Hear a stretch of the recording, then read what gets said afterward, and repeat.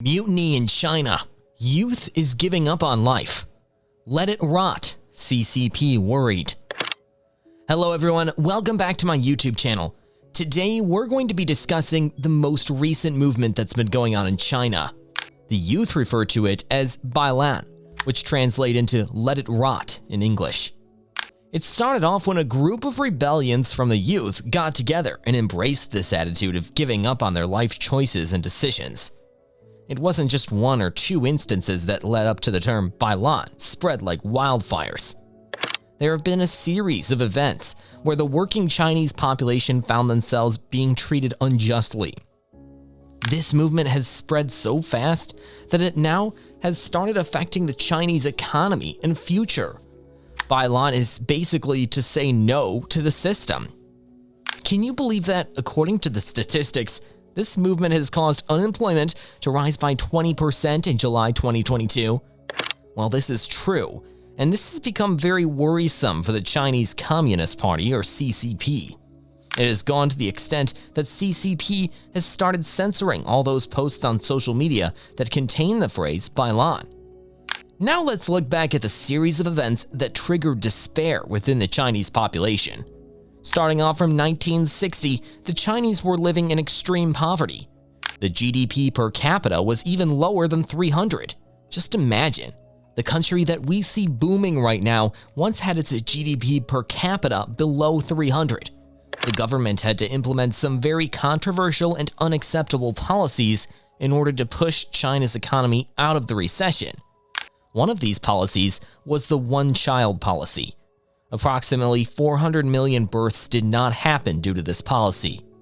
And as expected, if couples could only have one child, they wanted it to be a boy. They would abort female fetuses and would let male fetuses live. Poor mothers and their babies. However, after a few years, this policy also adversely resulted in less younger population and more older people. Coming back to the generations that worked very hard from 1960 to 2000, during which China's economy had started booming. Those generations expect the youth to obtain higher and better education, and to work even harder than their ancestors. It's human nature to expect from offsprings to earn and look after their elders. Now, here comes the main problem. After achieving higher education, students expect higher paid jobs. On the contrary, there aren't enough jobs for everyone in China. Approximately 9 million students graduate every year, and the current unemployment rate stands at 20%, which means that out of every 5 people, 4 have a job. It's a scary thought to put in all your effort and graduate only to find yourself unemployed. Hence, graduate students have taken very low income paying manufacturing jobs because they no longer had any other option. There was extreme competition. Even if they complained, they would get fired and immediately be replaced. There were a whole lot of people out there who were looking for a job. In addition to that, the job environment is very hard to survive as well. Employees are required to work from 9 a.m. to 9 p.m. for 6 days a week. They were considered less of humans and more of puppets. Instead of creating such policies that would interest foreign companies to hire Chinese labor, the Chinese president Xi Jinping introduced 2 policies. Firstly, he canceled Alibaba, a $37 billion IPO, accusing it of a monopoly probe. Jack Ma, the founder of Alibaba, was also found guilty. Secondly, he banned all firms that were offering private tutoring during the after-school hours. The tutoring industry was worth about $100 billion at that time. Finding jobs was harder than before now. A lot of highly educated graduates would opt to tutoring, but after the announcement of the ban on tutoring, that option had also vanished.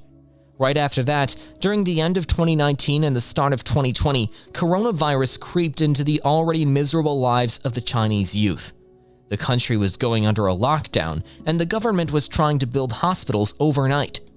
The CCP successfully controlled COVID-19 during the early 2020, but later when they were hit again in 2022, CCP went all out with it. Businesses had shut down, and the economy, which was expected to bounce back in 2020, slowed down even further. Since the global economy had slowed down, the demand for the local Chinese manufactured goods had also reduced. The Chinese job market kept contracting, and the pressure to become successful kept growing. It's basically the Chinese dream to buy real estate and then start a family. Now going back to square one. Because of the one-child policy, there were 70 million more men than women in China. This made the competition of marrying or starting a family even harder.